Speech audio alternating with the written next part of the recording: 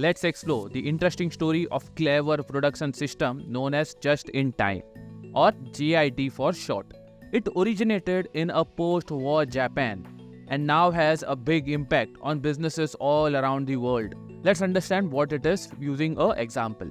Imagine you have bought a new smartphone or a fancy car and you are curious about how it's all put together. Well, this question had puzzled business experts for a long time, going back to the industrial era.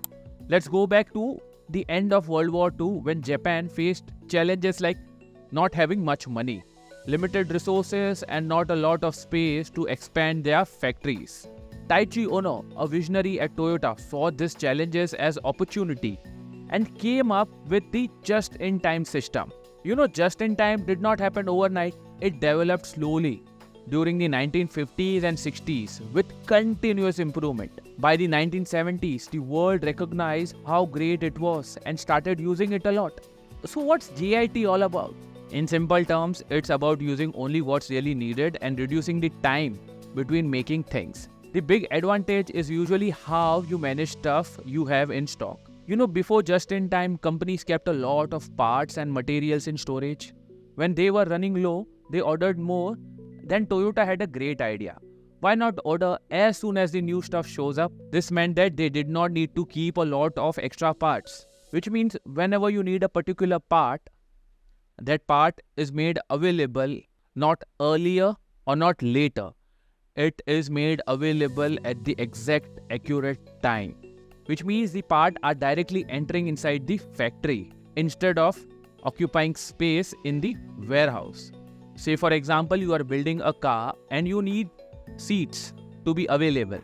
You make sure that your supplier delivers the parts just in time, not early, not late. Now circling back to the history of JIT, the savings were huge. No more paying for big storage spaces, electricity, lots of workers, security, and the parts that were just sitting there and not being used. The JIT process encouraged asking questions about each step of making things. Like, is this step really important? If not, there might be a better way to do it. So from this we can say that JIT is a process in which you make the parts available just in time whenever needed. But JIT also has some challenges. It's a system where you can't make mistakes, which can be risky. But for Toyota, Japan was smaller in size and it helped. Suppliers could deliver things quickly because they did not have to travel far. But if anything went wrong with the suppliers, it could stop the entire system. Despite this risk, the money was saved on storing stuff and having fewer workers, which often made it a good choice. If you store parts, you need to make sure that you have a warehouse in place. Now for a warehouse, you need a location. Then to manage that warehouse, you need managers, you need employees, you need electricity, you need to pay the rents for the warehouse. Now when this entire step of storing the goods in the warehouse is reduced, this leads to good savings. So JIT made sure that everything is perfect with no extra parts or time. Everything has to work just right. Efficient production does not mean giving up on quality. Quality is super important when it comes to JIT. So in simpler words, you can think of business approaches as either just in time or just in case. Just in case is about having a backup plan like extra stuff in stock. Means you keep a buffer stock in case if there is any problem with the supplies. That is also understandable if you want to take less risk about your operations. On the other hand, JIT does not get rid of these backup plans and hope for the best. It's all about preventing problems from happening at the first place. That means better quality control, departments working well together. That means the parts which are delivered are of best quality. Now say for example, if a part is delivered to you just in time, but is found in a damaged condition, that part is useless. Now with that part, you cannot move further with your automobile manufacturing process. So it's equally important for the suppliers to have a better quality control.